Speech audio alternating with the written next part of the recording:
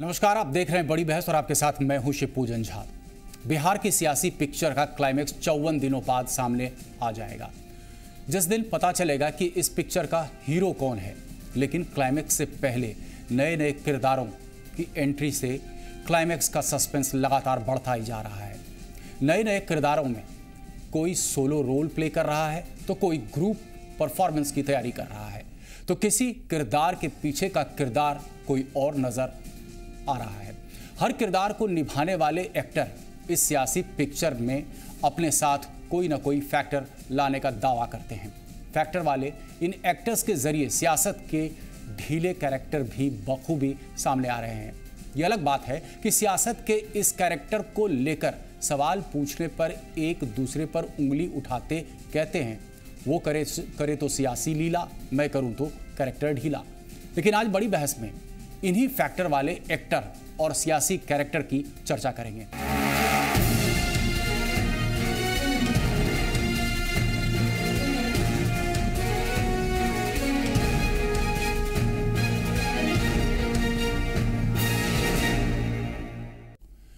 आप जानते हैं कि सियासत में फैक्टर अहम होता है। हालांकि फैक्टर मुद्दों के आधार पर तय होने चाहिए, लेकिन बिहार की सियासत में फैक्टर एक्टर के आधार पर तय होते हैं। बिहार चुनाव में मुख्य रूप से 3 एक्टर के फैक्टर की चर्चा होती है, लालू, नीतीश और मोदी। लेकिन इन तीनों एक्टर के अलावा कुछ सपोर्टिंग एक्टर भी हैं जो चुनाव में फैक्टर बन सकते हैं।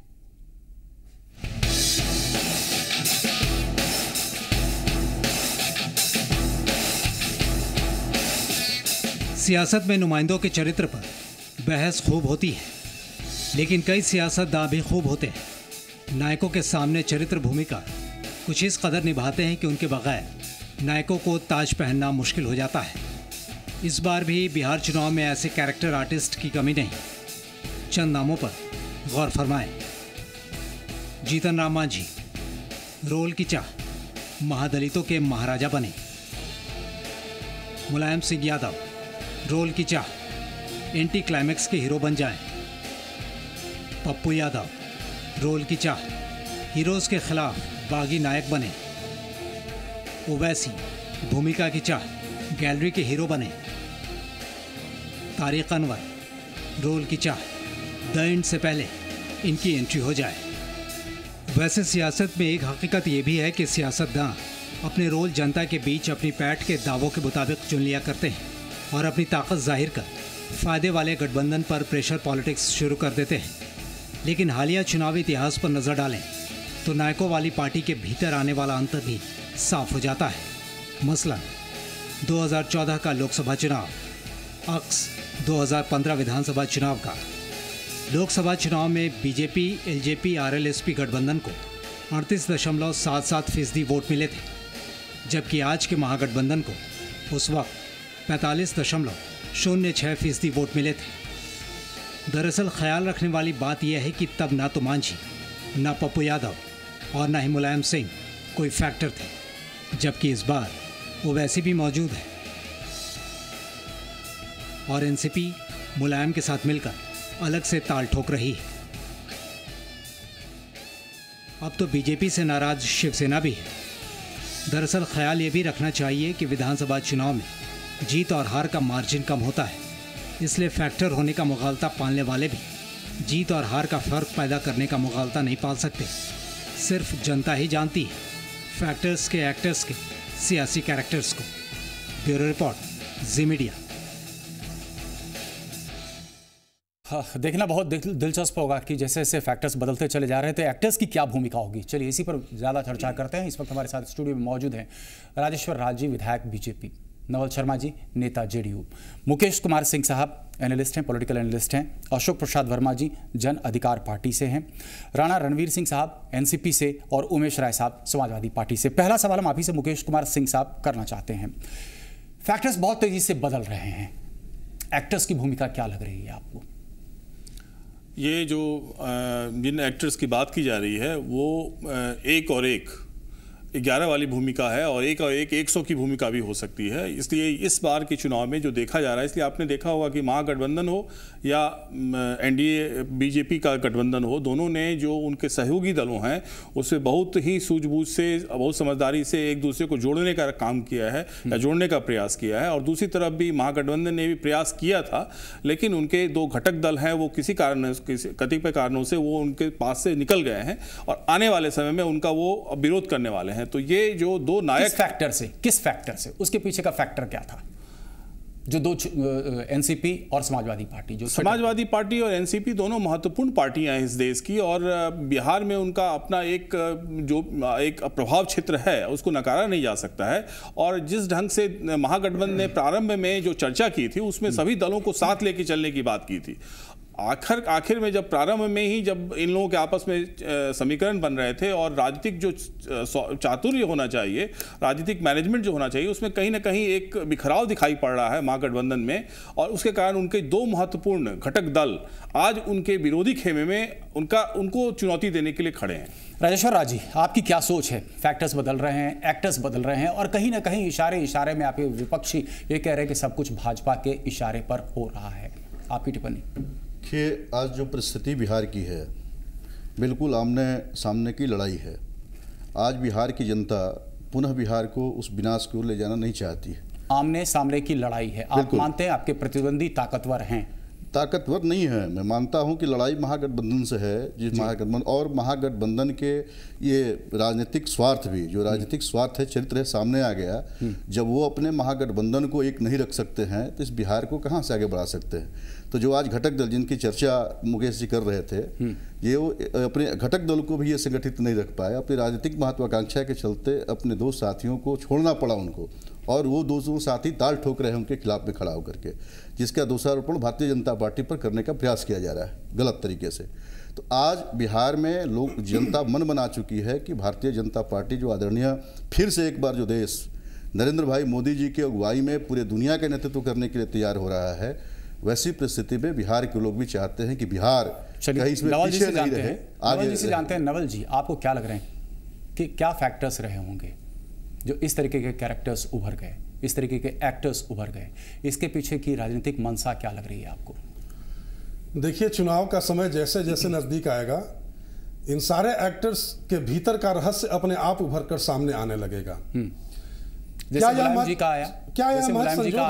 क्या यह महज संजोग है कि बिहार में बीजेपी के नेता भी स्वीकार करते हैं कि हमारी सीधी लड़ाई महागठबंधन से है?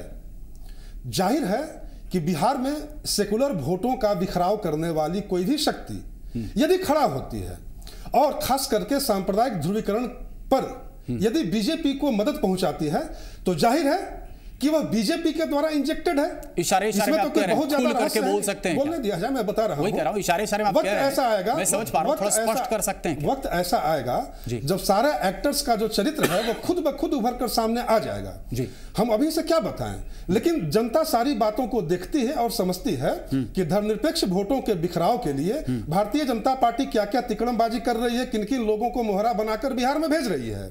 लेकिन हम पूरी मजबूती से, आप ही क्या, आपके चैनल का सर्वे यह बता चुका है कि बिहार में हम आरामदायक तरीके से सत्ता में वापसी कर रहे हैं। तो हमारे लिए बेचैनी नहीं है, बेचैनी उनके लिए है जो हताशा में भरकर, हताशा में आकर अनेक तरह की तिकड़मबाजी को अंजाम देने में लगे हैं। हमें तो विश्वास है अपने नेता पर, अपनी नियत पर। और उमेश राय जी, आपको क्या लगता है, इशारे में कहीं ना कहीं समाजवादी पार्टी की ओर भी उंगलियां उठ रही हैं? जो फैक्टर्स बदले गए उसके तहत आपने जो है अपनी भूमिका, अपना रोल वो चेंज कर लिया। देखिए, पहले तो मैं ये बता दूं, अभी हमारे राजेश्वर राज जी साहब जो बोले, माननीय मोदी जी जो बिहार को एक तोहफा और सपना दिखाकर गए थे, 15 लाख रुपया, काला धन वापसी, बेरोजगारों को नौकरी, सब पूर्ति इन्होंने कर दिया क्या? फिर मैं बोलता हूं, जो अभी हमारे प्रवक्ता जेडीयू जो बोले फैक्टर, वो सब सामने खुलकर आ जाएगी। मैं कहता हूं इसमें सारा का सारा दोष जनता दल यू के जो नेतृत्व करता भी हैं माननीय नीतीश जी, उन्हीं के ऊपर जाएगा। आपने एक तरफ नेता माना माननीय मुलायम सिंह यादव को, माननीय मुलायम सिंह यादव आपको डूबते हुए नैया को बेड़ा पार लगाए। मांझी जी जो डुबो रहे थे जी, उस समय सब कुछ ठीक था, गठबंधन सपा के साथ था, आरजेडी और जनता समाजवादी दल 6 के पार्टियां साथ था। एक हो रही थी, सब एक हो रही थी। इसमें हमारे नेता का क्या दोष है? आप महानायक उनको माने, उनको किसी तरह का कहीं पर उनके पार्टी का या किसी तरह से उनके राय विचार में आना लाना, विश्वास में रखना आपने काम नहीं किया। हमको ये कहा करके तो जदयू वाले या फिर कोई, अगर ये सवाल तो निश्चित रूप से लाजमी है आपके ऊपर या सपा के ऊपर कि ठीक है, अगर जो इंपॉर्टेंस नेताजी को मिलना चाहिए वो इंपॉर्टेंस नहीं मिला तो छिटक करके तो आप भाजपा को ही आज की तारीख में मदद पहुंचा रहे हैं। ये तो हमारी चर्चा का विषय है। भाजपा को जहां तक मदद पहुंचाने की बात है, समय आएगा और ये पता चल जाएगा। अपने अपने अस्तित्व को बचाने में ये दोनों लोग जुटे हुए हैं। हमारी ताकत क्या है? ये तो कहते थे, इनके नेताओं के द्वारा यह कहकर कहा गया कि आपका अस्तित्व बिहार में क्या है। मैं अपने अस्तित्व नतीजे भी बताते हैं, आपका अस्तित्व आखिर है क्या? ये सवाल तो जनता भी जानना चाहती, मैं भी जानना चाहता हूं, अस्तित्व है क्या? ये तो चुनाव लड़ेंगे और जब अस्तित्व में आएंगे तो जनता भी जानेगी। आप टिप्पणी करना चाह रहे थे नवल जी? नहीं, मैं टिप्पणी नहीं करना चाह रहा था, मैं बस ये बताना चाह रहा था कि मुलायम सिंह जी देश के एक बड़े नेता हैं, वरिष्ठ नेता हैं। किन परिस्थितियों में मुलायम सिंह जी ने हमारा साथ छोड़ा, इसका बेहतर जवाब मुलायम सिंह यादव जी ही दे सकते हैं। बाकी भारत में धर्मनिरपेक्ष राजनीति में मुलायम सिंह यादव जी की भूमिका से इनकार नहीं किया जा सकता है। लेकिन वो परिस्थितियां क्या बनी कि आखिर रामगोपाल यादव जी की एक छोटी सी मुलाकात होती है माननीय अमित शाह जी के साथ और उसके बाद ही विचारधारा बदल जाती है। पटना में मंच शेयर करते हैं, उस समय तक सब कुछ ठीक ठाक था। मनाने के लिए शरद यादव जी भी जाते हैं, हम लोग अपनी ओर से मनाने का पूरा प्रयास करते हैं, सम्मान देने का पूरा। अब लग रहा है कि मान मनोबल का दौर खत्म हो गया, अब लग रहा है मान मनोबल का दौर खत्म हो गया या अभी लग रहा है मान मनोबल का दौर खत्म हो गया, आगे भी मान मनोबल होगा? नहीं, मुलायम सिंह जी अपना निर्णय लेने के लिए स्वतंत्र हैं, हम लोग क्या सलाह देंगे? वो तो अशोक प्रसाद वर्मा जी आपको क्या लग रहा है? सबसे पहले समाजवादी पार्टी का मुद्दा हमने उठाया है, उस पर आपकी टिप्पणी हम जानना चाहते हैं। समाजवादी पार्टी का बिहार में एक बहुत बड़ा वजूद है, बिहार में ही नहीं पूरे हिंदुस्तान में है जी, और समाजवादी पार्टी के विचारधारा में हम लोग भी विश्वास करते हैं जी, और जरूरत पड़ी तो हम लोग मुलायम सिंह के साथ मिल करके। तो अभी स्थिति क्लियर नहीं है क्या? 28 दिन रह गया है अब चुनाव को, अभी स्थिति क्लियर नहीं है क्या कि मुलायम सिंह यादव के साथ आप जाएंगे या नहीं जाएंगे? कम से कम एनसीपी ने तो अपनी मंशा साफ कर दी है। नहीं, हम लोगों का भी मंशा क्लियर है कि हम लोग अपने नेताओं पर विश्वास किया है और हम लोगों की बातचीत चल रही है। निश्चित तौर पर 1-2 दिन में हम लोग जो दोनों गठबंधन के जो विकल्प के रूप में हम लोग बिहार में उभरेंगे और बिना हम लोगों के शक्ति से बिहार में किसी की माने सत्ता में आने वाली नहीं है। झारखंड वाली स्थिति कर देंगे यहाँ पे, झारखंड वाली स्थिति कर देंगे यहाँ पे भी। नहीं, झारखंड वाली स्थिति नहीं। आप दोनों पार्टी का सर्वे देखिए, एक पार्टी का मैक्सिमम 128 दिखाया जा रहा है, दूसरे पार्टी 124 दिखाया जा रहा है। तो निश्चित तौर पर और अन्य लोगों को जो है 18 से 21 सीट बताया जा रहा है। तो अभी तो सरकार बन जाएगी। चलिए राणा रणवीर सिंह जी आप बोल सकते हैं बेबाक तरीके से कि हम मान लें कि एक फोर्थ फ्रंट जिसकी कवायद हो रही थी वो बन जाएगा अब? बिल्कुल, आप इसको विश्वास करें, फोर्थ फ्रंट नहीं, ये फर्स्ट फ्रंट बन के बिहार की जनता को विकल्प देने के लिए सक्षम होगा। और मैं बता दूं, कौन सी पार्टियां बोल सकते हैं आप? कौन सी पार्टियां हमारे साथ? राष्ट्रवादी कांग्रेस पार्टी के साथ समाजवादी पार्टी जो माननीय मुलायम सिंह यादव जी की पार्टी है जी, और दूसरी पार्टी पीए संगमा साहब की जो पार्टी है जी, एनपीपी, उनकी पार्टी से आज औपचारिक हम लोग ऐलान किए हमारे नेता माननीय तारिक अनवर साहब कि हम लोग तीनों मिलकर चुनाव लड़ेंगे। और कई पार्टियां हैं जो हमारे इस गठबंधन में आने की, जन अधिकार पार्टी के बिल्कुल प्रवक्ता बैठे हुए हैं, उनको निमंत्रण नहीं देंगे आप? बिल्कुल, मैं कह रहा हूं कि ये जन अधिकार पार्टी के नेता जो माननीय पप्पू यादव जी हैं सांसद, उनसे भी हम लोग चाह रहे हैं, उनसे भी आग्रह कर रहे हैं। वो लोग चलिए मुकेश जी समझते हैं। मुकेश जी, थोड़ी सी स्थिति जो है कम से कम इनके बातचीत से स्पष्ट होती नजर आई, यानी कि एक और फैक्टर बिहार की राजनीति में इस बार चुनाव में देखने को मिलेगा। आमतौर पर जब हम पहले चर्चा कर रहे थे तो हम करते थे एनडीए वर्सेस महागठबंधन। एकाएक हम देख रहे हैं तकरीबन एक महीने में एक राजनीति कुछ इस तरीके से परवान चढ़ी कि हम एक तीसरे फैक्टर की बात करना शुरू कर रहे हैं। फिर पूरे सीमांचल के इलाके में अब ओवैसी फैक्टर की भी बात की जा रही है। ये क्या लग रहा है आपको? चेस बोर्ड की तरह रणनीति सजाई गई है? नहीं शिवपूजन जी, जो परिस्थितियां अभी आज के दिन में, जो प्रारंभ में परिस्थिति अलग थी जिसमें आपने देखा था कि जो महागठबंधन के घटक दल थे वो 5 थे, 6 थे, आज वो 3 हैं, महत्वपूर्ण दल हैं वो, और वो निर्णायक दल हैं। और ये जो चुनाव महागठबंधन 243 पार्टियों की बात कही जा रही थी उसमें कांग्रेस शामिल नहीं थी जी। अब कांग्रेस शामिल है। क्या कांग्रेस के शामिल होने से समाजवादी पार्टी अलग छिटकी या फिर कुछ और कारण आपको लगता है?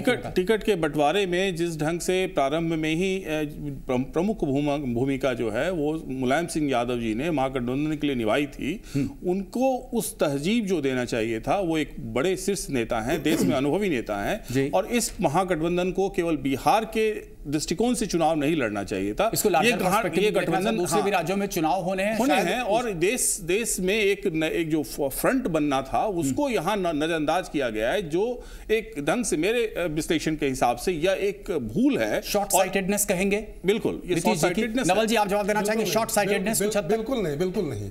राष्ट्रीय स्तर पर हमने INLD, समाजवादी पार्टी जैसी पार्टियों के साथ मिलकर राष्ट्रीय स्तर पर एक वैकल्पिक राजनीति की धारा को बहाने का प्रयास किया था। मुलायम सिंह जी ने कदम पीछे खींच लिए। परिस्थितियां क्या बनी उनकी पार्टी के? आपने फोर्स नहीं किया क्या? नहीं, मुलायम सिंह यादव को पैर पीछे खींचने के लिए आपने फोर्स नहीं किया? महत्वपूर्ण प्रश्न है कि अभी बिहार में लड़ाई है और बिहार में बीजेपी से लड़ने के लिए हमारा जो गठबंधन है वो मजबूत रूप आकार ले चुका है।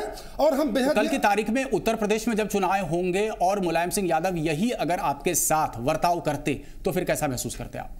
देखिए, राजनीति में पल पल परिस्थितियां बदलती हैं, जैसी परिस्थितियां बनती है कोई पार्टी 17.5 साल तक एक अलग परिस्थिति थी, उसके बाद की अलग परिस्थिति होगी, पल पल बदलती है। लेकिन मैं फिर बता रहा हूं, मेरी विचारधारा अभी भी दृढ़ है कि राष्ट्रीय राजनीति में एक धर्मनिरपेक्ष मोर्चा के गठन में मुलायम सिंह यादव की शख्सियत से कोई इनकार नहीं कर सकता है। लेकिन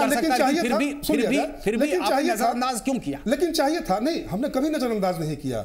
हमने अपनी ओर से, आप देखे होंगे कि प्रत्येक क्रूशियल मौके पर हमने मुलायम सिंह जी के मान सम्मान में कोई कोर कसर नहीं छोड़ा। जब उनकी नाराजगी की खबर मिली तो हमारे सारे शीर्षस्थ नेता भागे भागे उनके पास गए मनाने के लिए। अब पता नहीं क्या परिस्थिति थी, वो जवाब देंगे। उमेश राय साहब, भागे भागे सारे नेता गए, फिर भी आप लोग नहीं सुने। देखिए कहां से गाइडेड हो रहे हैं, कोई रिमोट कंट्रोल है? देखिए एक आरोप भी लगाया, अमित शाह जी के साथ मुलाकात होती है आपके नेताओं को और उसके बाद एकाएक परिस्थिति बदल जाती है, तस्वीर बदल जाती है।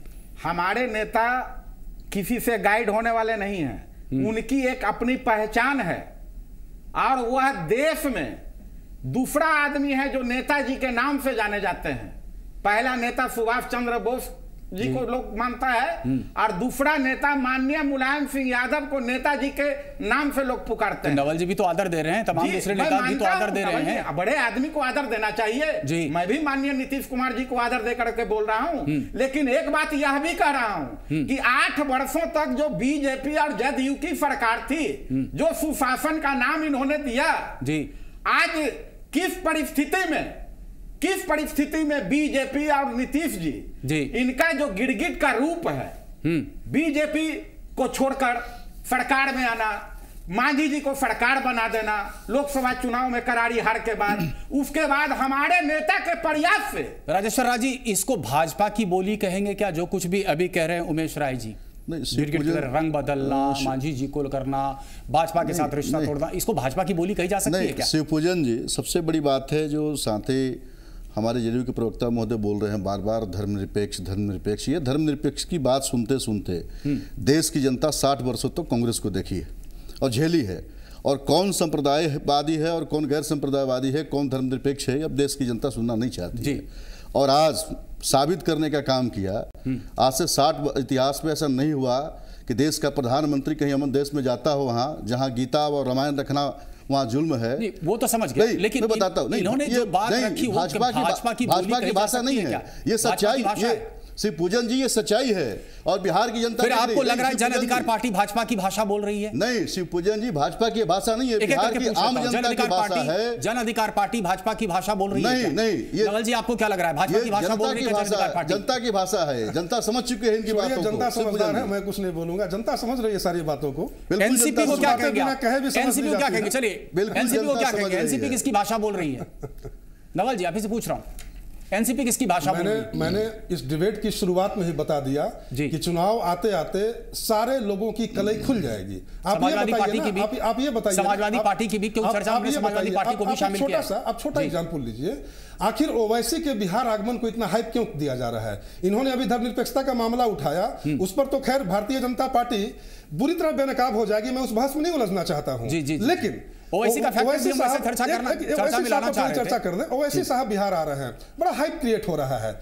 क्या बिहार का माइनॉरिटी इतना ना समझ है? वो नहीं समझ रहा है कि ओवैसी साहब किसके इशारे पर वोट बांटने के लिए बिहार में आ रहे हैं? किसके इशारे पे? खुल के आप बोल क्यों? अरे सर, वो सामने आएगा। देखिए, मैं नहीं समझ पा रहा हूं, मेरी खोपड़ी थोड़ी सी मोटी है, मैं नहीं समझ पा रहा हूं। मैं आरोप प्रत्यारोप और ओछी राजनीति में विश्वास नहीं करता हूं।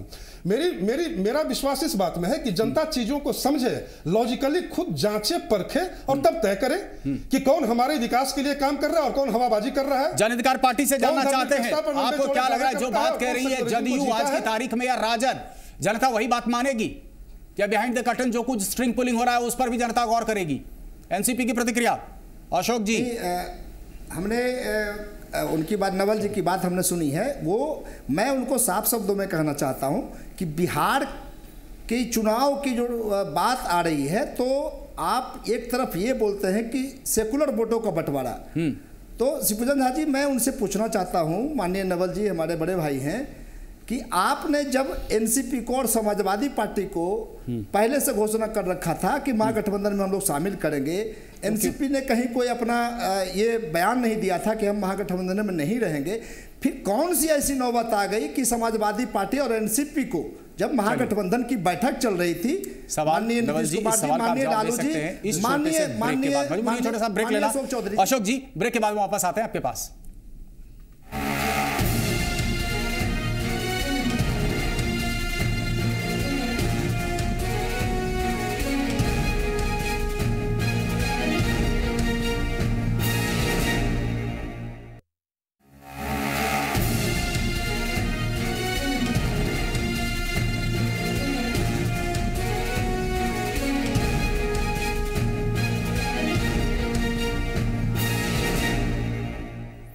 तो ब्रेक के बाद फिर से बड़ी बहस में आपका स्वागत है। मुकेश जी, आपके पास आकर के हम थोड़ा सा समझना चाहते हैं, कंफ्यूज हो रहे हैं हम।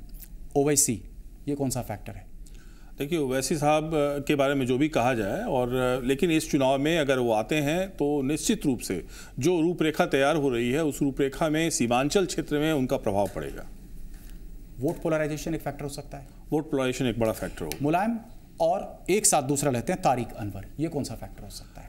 तारिक अनवर और शरद यादव जी काफ़ी सुलझे हुए लोग हैं और राजनीति को समझते हैं। तारिक अनवर जी को काफ़ी बड़ा अनुभव है, वो 5 बार सांसद रह चुके हैं। सीमांचल क्षेत्र में उनकी अपनी पकड़ है, कटिहार से वो सांसद हैं, और निश्चित रूप से उनका आसपास के क्षेत्रों में जिस जंग की सोच और समझ होती है विधानसभा के क्षेत्र को समझने और करने में, और मुलायम सिंह जी का उनको चूँकि साथ है, तो दोनों के अनुभव और दोनों के प्रत्याशी चयन को बहुत बड़ा फैक्टर नहीं बनेगा, लेकिन कुछ क्षेत्रों में डेंट जरूर कर सकता है। कुछ क्षेत्रों में कुछ विधान डेंट कर सकता है, और जो यूपी से सटा हुआ क्षेत्र है और सीमांचल में इसका प्रभाव पड़ेगा। पप्पू यादव फैक्टर, पप्पू यादव एक ऐसे फैक्टर हैं जो लगभग 25 सीटों के आसपास, और केवल सीमांचल में नहीं, सीमांचल के बाहर के कुछ सीटों पर भी, कोसी के बेल्ट में, और उनका एक ऐसा अभी उन्होंने इस ढंग का माहौल बनाने का प्रयास किया है, जिस ढंग से वो घूम रहे हैं, बात कर रहे हैं, उनका प्रभाव भी कहीं ना कहीं इन सीटों पे पड़ेगा। और एक फैक्टर मांझी फैक्टर, जबरदस्त चर्चा में रहे हैं मांझी।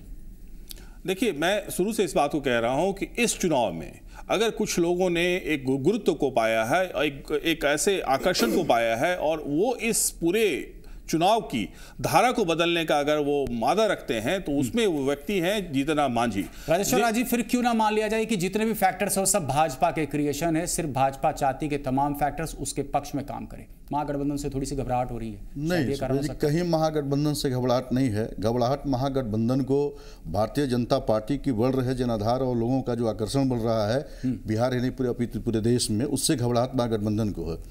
अभी हमारे नवल भाई जो बोल रहे थे बार बार कि हम ओछी राजनीति नहीं करते हैं, अभी आपने देखा कि एक एक करके ले लें। ओवैसी का फैक्टर क्यों लग रहा है, क्यों ओवैसी आ रहे हैं? लोकतंत्र में सबको लड़ने का भी तो शिवसेना ने भी कहा है कि हम बिहार के 243 सीटों पर चुनाव लड़ेंगे। शिवसेना तो लोकतंत्र, हाँ शिवसेना ने भी कहा है, तो लोकतंत्र में सबको लड़ने का अधिकार है। वो वैसे भी हिंदुस्तान के नागरिक है, अगर वो भी लड़ना चाहते हैं तो इसमें कौन सी बड़ी बात है, कौन रोक सकता है उसको?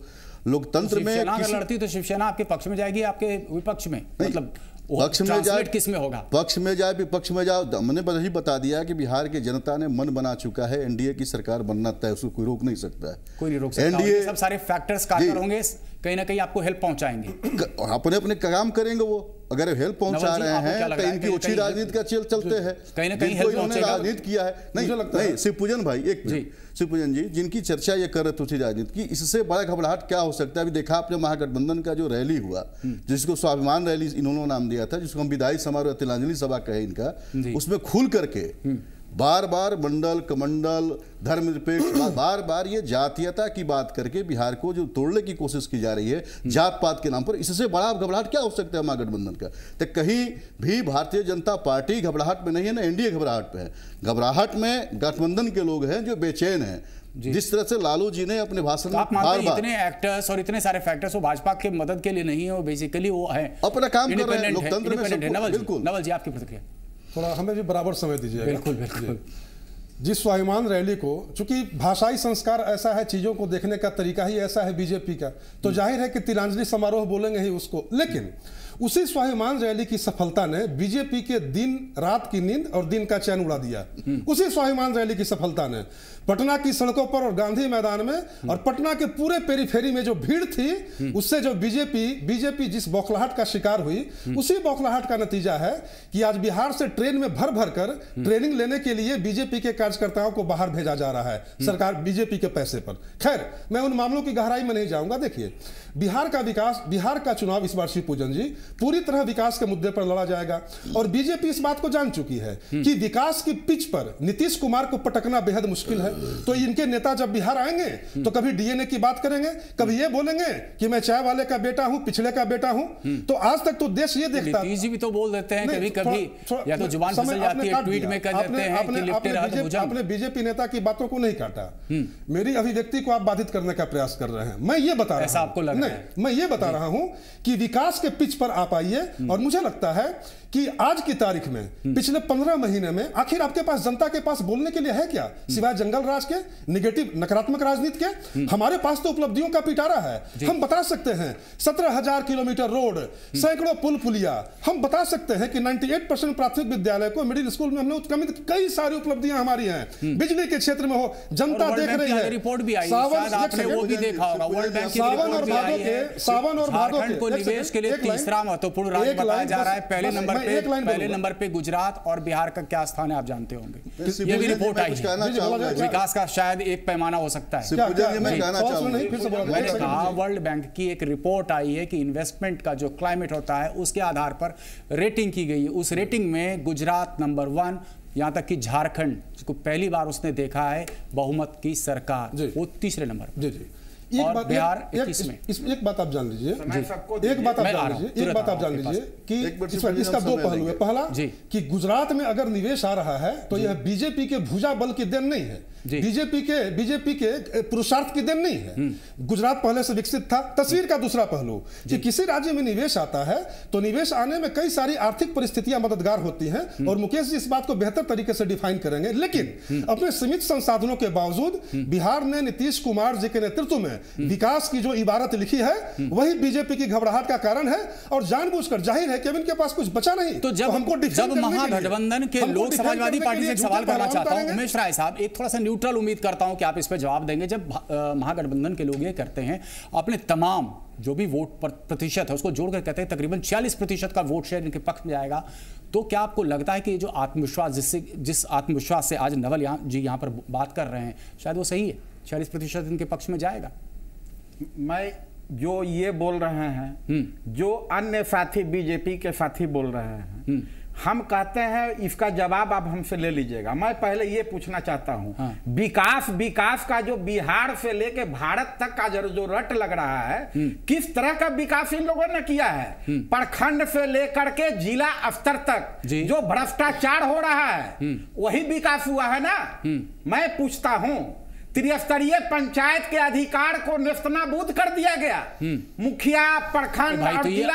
अब क्यों बोल रहे हैं? पहले क्यों नहीं बोला? पहले से मैं बोल रहा हूं। कब बोल रहे थे आप? अच्छा सुन लीजिए। उसके बाद तो 6 की 6 पार्टियों को उस वक्त आप एक साथ ला रहे थे, एक मंच पे सारे समाजवादी एक मंच पे आएंगे, तब क्यों नहीं कहा था? ये सवाल तो जनता आपसे करेगी ना। इसी को पाटने के उद्देश्य से हमारे नेता ने सारे जो सेकुलर पार्टियों की एकजुटता बनाने की यही तो जानना चाह रहा हूं उमेश राय जी। जब आपको सीटें नहीं मिली उसके बाद ऐसे बयान क्यों? सीट की कोई बात नहीं थी। फिर कौन सी बात थी? मैं कहता हूं कांग्रेस सीट बंटवारे के पहले ये बयान आप देते कि भाई हम लोग तमाम जो समाजवादी हैं, ये समाजवादी एक मंच पे नहीं आ सकते क्योंकि बिहार में नीतीश जी के अंडर में विकास नहीं हो रहा है। ये बयान पहले क्यों नहीं आया? समाजवादी कहलाना उचित तभी होगा जब बीजेपी और कांग्रेस से दोनों से हम दूरी बना के चलेंगे, और हमारे नेता ने यह किया। नवल जी, समाजवादी खुद को कहना बंद कीजिए, समाजवादी पार्टी खुद कह रही है ये चीज।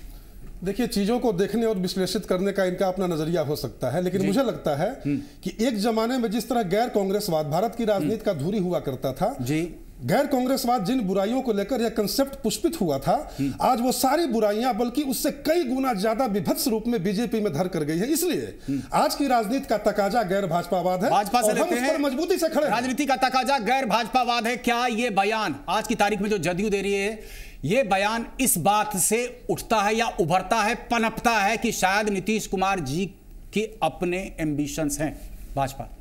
नहीं, वही शिवपूजन जी मैं बात कर रहा हूं, जिनकी बात ये बार बार 17.5 साल तक ये चीज नजर वही मैं बोलता हूं। आज तक बात नहीं, इनकी दोनों सवाल को मिलाइए मत। बिल्कुल दोनों सवाल मैं तुरंत आ रहा हूं, कहता रहा हूं आपको। शिवपूजन जी पास ही आऊंगा इनके बाद। बिल्कुल शिवपूजन जी अपनी बातों से खुद अपने पकड़ में आ रहे हैं, और बिहार की जनता इनकी घृणित बयान को देख रही है। जिसके साथ भारतीय जनता पार्टी के साथ रहे, जिन्होंने यहाँ नरेंद्र मोदी का भोज कैंसिल किया नीतीश कुमार जी ने, और जाकर जब नरेंद्र मोदी जी के यहाँ भोज खाते हैं तो ये संप्रदायवादी नहीं होते हैं। भारतीय जनता पार्टी के साथ हाथ मिलाकर आते हैं तो नहीं संप्रदायवादी होते हैं। जिन जयप्रकाश की अनुयायी कहते हैं अपने आप को, ये जयप्रकाश का अनुयायी कहने वाले जो लोग हैं, जयप्रकाश की आत्मा भी कहीं करा रहती होती, कहते हैं कि हम 77 आंदोलन के उपज के लोग हैं। वहीं बैठकर कहते हैं कि हम जयप्रकाश जी के चरणों से पैदा हुए हैं। जयप्रकाश जी की आत्मा क्या करेगी इस कांग्रेस की गोद में? जी की आत्मा करा रही होगी। गैर जो बात कर रहे नहीं, विकास की बात कर रहे हैं। शिवपूजन जी विकास की जो मुद्दा की बात कर रहे हैं, ये विकास के मुद्दा यही है कि आज किसानों का धान का उधार का पैसा बाकी है, ये इनका विकास है। अस्पतालों में दवाइयां नहीं है, जहां के स्वास्थ्य मंत्री हैं हमारे रोहतास जिले के, पूरे बिहार की बात छोड़ दीजिए, उनके होम में नहीं है। आज अस्पतालों में कई दवाइयां तक नहीं है। शिवपूजन विकास पुरुष का खिताब आपने क्यों दिया? विकास है नहीं, खिताब दिया था जिस दिन तक एनडीए सरकार चली बिहार में, बिहार विकास को आगे बढ़ रहा था। जिस दिन से भारतीय जनता पार्टी अलग हुआ, उसके बाद आप देख सकते हैं कितना इनका विकास हुआ। मैं छोटी उदाहरण आपकी बात लगभग फिर एक बार बराबर समय की मांग करते हुए, बीजेपी का मतलब यदि बहुत झूठी पार्टी होता है तो इसका मतलब ये नहीं कि आप सारी बात में झूठी बोलिए। पहली बात, आपको बिहार के अस्पताल में, एक सेकंड देखिए सर, आपको बिहार के अस्पताल में कहीं दवाई नहीं दिख रहा है, और आप ही के स्वास्थ्य मंत्री जेपी नड्डा हाल में 2 महीना पहले बिहार को 4 कैटेगरी में पूरे देश में पहला स्थान दिया। क्यों? आपके स्वास्थ्य मंत्री ने बिहार को क्यों पहला स्थान दिया? इसका जवाब पूछिए इनसे। दूसरी बात है कि ये जिस तरह की बात कर रहे हैं, इनके सामने हमारी उपलब्धियों को डिफेम करने के अलावा और कुछ नहीं बचा है, क्योंकि ये जानते हैं भाजपा को किसी भी तरीके से कोई उपलब्धि का हिस्सेदार मान ही नहीं रहे। नहीं, सुन लिया जाए, हमने तो ये कभी नहीं कहा कि हमारे साथ आप साझेदार नहीं थे, लेकिन सबसे बड़ा जो इनका झूठ का प्रपंच है कि जब तक हमारे साथ आप रहे तब तक बिहार का विकास हुआ, और जब हम हट गए जैसे जैसे एक टिटहिया एक चिड़िया होता है, टिटहिया आसमान में उड़ता है तो दोनों टांग को ऊपर उठाकर उड़ता है, और वो इस भ्रम का शिकार होता है कि पूरे आसमान को हम ही पकड़े हुए हैं, मेरे ही ऊपर वो टंगा हुआ है। तो हम किसी भ्रम के शिकार नहीं है, हम यथार्थ की राजनीति करते हैं। आपके साथ हम 17 साल रहे, ठीक है, आपके साथ 17 साल रहे, लेकिन हम कब रहे? हमने भरसक चाहा कि आपके संस्कार को हम लिबरल बनाए, हमने आपको, बल्कि आरएसएस की महत्वाकांक्षा को हमने बिहार में खूंटे से बांध कर रखा। कभी भी हमने आपके फांसीवादी और समाज को तोड़ने वाली राजनीति को बिहार में सफल नहीं होने दिया। और जिस दिन हमें लग गया कि अब आप देश को तोड़े बिना नहीं मानिएगा, अगर आज इनके हम साथ रहते, शिव पूजन जी, कहीं ना कहीं आपकी विचारधारा अगर आज से हम इनके साथ, हम मैं जवाब दे दूं, एक लाइन, अगर आज आपके साथ रहते, अगर आपके साथ हम आज रहते तो जनता हमसे पूछती कि आप बीजेपी के साथ रहकर मेरठ में दंगा करवाने के लिए आप बीजेपी के साथ हैं, घर वापसी कराने के लिए बीजेपी के साथ हैं, समाज को तोड़ने के लिए बीजेपी। जनता ने कोई सवाल आपसे नहीं पूछा था 2010 में, जनता ने आपसे सवाल नहीं पूछा था, बल्कि जनता ने एक मैंडेट दिया था। जनता ने एक मैंडेट, मुकेश जी अगर एक न्यूट्रल पर्सपेक्टिव ले, मुकेश जी एक न्यूट्रल पर्सपेक्टिव संक्षेप में 2010 के मैंडेट के साथ खिलवाड़ हुआ और जनता इस बार हिसाब मांगेगी। 2010 के मैंडेट का खिलवाड़ हुआ, जनता इस बार हिसाब मांगेगी। बीजेपी का नया चरित्र है, ये नया चरित्र है, दंगे के जिम्मेवार है, इससे देश को सावधान रहने की आवश्यकता है। मुकेश जी को कोई बोलने नहीं। और अगर हम बोलते हैं मुकेश जी, 2010 का जो मैंडेट था, जनता ने जो अपना फैसला सुनाया था, उसके साथ खिलवाड़ हुआ, जनता इसका भी हिसाब मांगेगी? बिल्कुल मांगेगी, बिल्कुल मांगेगी। ये इनके लिए देखिए शिवपूजन जी, ये सारे जो विचार रखे जा रहे हैं ये पार्टियों के प्रमुख के द्वारा, जनता को अपनी बात समझ रहे हैं, वो जनता को समझ रहे हैं कि जनता जो बोलेंगे जनता मानेगी।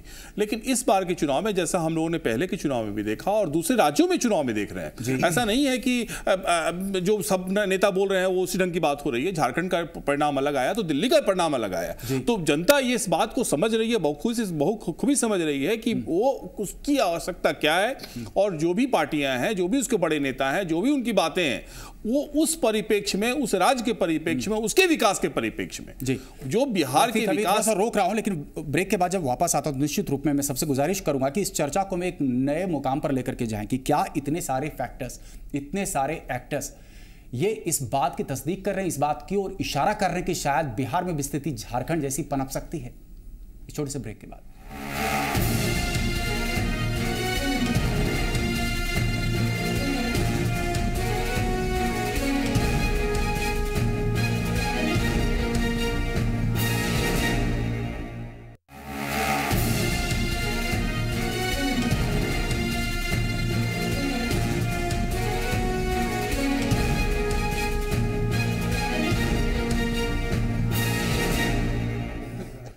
तो ब्रेक के बाद एक बार फिर से बड़ी बहस में आपका स्वागत है। राणा रणवीर सिंह साहब, आपके पास आना चाहते हैं। आपको लगता है बहुत सारे फैक्टर्स, बहुत सारे एक्टर्स बिहार को अनिश्चितता की ओर धकेलेंगे? शिवपूजन जी, मैं कहना चाहता हूं कि राष्ट्रवादी कांग्रेस पार्टी ने जो कदम उठाया है, ये किस परिस्थिति में कदम उठाया है, मैं पूछना चाहता हूं नवल जी से कि जिस तरह से महागठबंधन की घोषणा उनकी पार्टी के नेताओं ने की, उस बीच की जो घटनाएं हैं उसको थोड़ा सा समय दे तो मैं कहूं जी, ये कौन सी मजबूरी थी कि राष्ट्रवादी कांग्रेस पार्टी के नेता तारिक अनवर जी से या समाजवादी पार्टी के नेता माननीय मुलायम जी से ये बहस करने की बात नहीं है। मैं समझना चाहता हूं कि कौन सी ऐसी मजबूरी थी कि इन दोनों नेताओं को साइड करने की बात आ गई और अपने लालू प्रसाद यादव जी, नीतीश कुमार जी और कांग्रेस के नेता तय कर लिए कि महागठबंधन में हम ही तीनों रहेंगे, बाकी उनके पिछलग्गू हैं क्या? राष्ट्रवादी कांग्रेस पार्टी के नेता माननीय तारिक साहब के पास जनाधार नहीं है क्या? माननीय मुलायम सिंह नेता राष्ट्र के नेता कहलाए जाते हैं, उनके पास जनाधार नहीं है क्या? और ये जहां तक नवल जी से मैं पूछना चाहता हूँ, ये बार बार कहते हैं कि सेकुलरिज्म की बात, मैं उनसे पूछना चाहता हूँ सेकुलरिज्म की बात कहने वाले आप कौन होते हैं? आप 17 साल बीजेपी से हाथ मिलाकर रहे और मलाई जब तक खाए तब तक कोई सेकुलरिज्म नहीं है, कोई सांप्रदायिकता की बात नहीं कही। जब मलाई दोनों मिलकर खा लिए, बिहार को निस्नाबूद कर दिया आप लोग, भाजपा के लोग और आपके लोग, तब आप सेकुलरिज्म की बात करते हैं जी।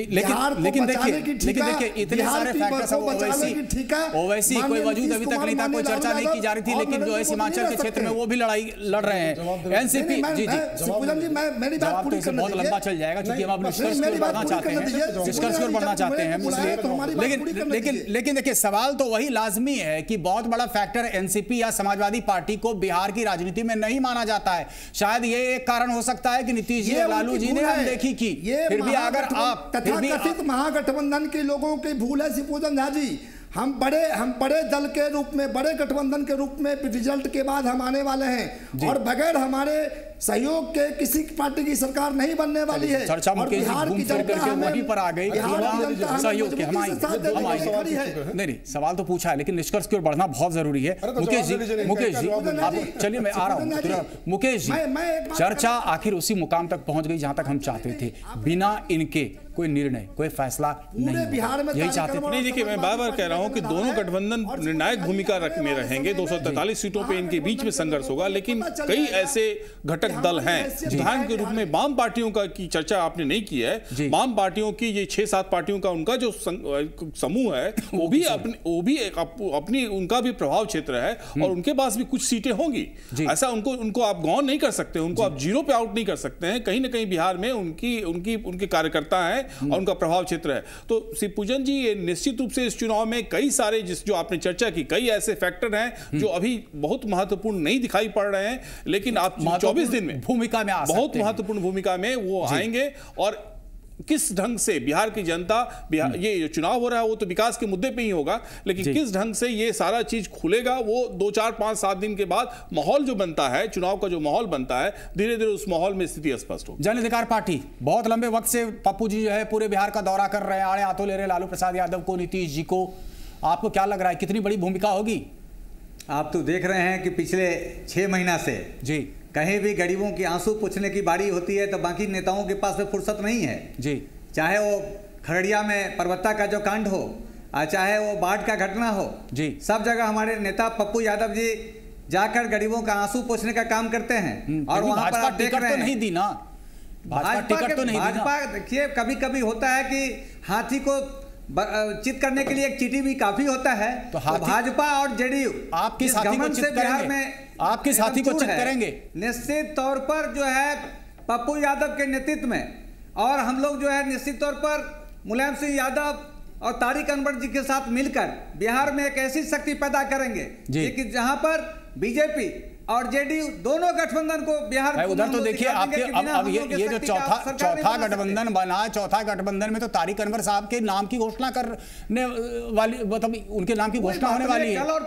कल परसों का समय देखिए, समय बताएगा कि कहां पर कौन, कल परसों बहुत कुछ होगा, कल परसों बहुत कुछ होगा। नवल शर्मा जी, बहुत कुछ हम लोग करने, कल परसों बहुत कुछ।